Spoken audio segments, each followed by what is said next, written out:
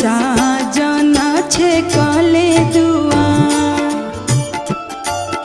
आर के कारा करने बोलू हरल ये पापा साजन छे कले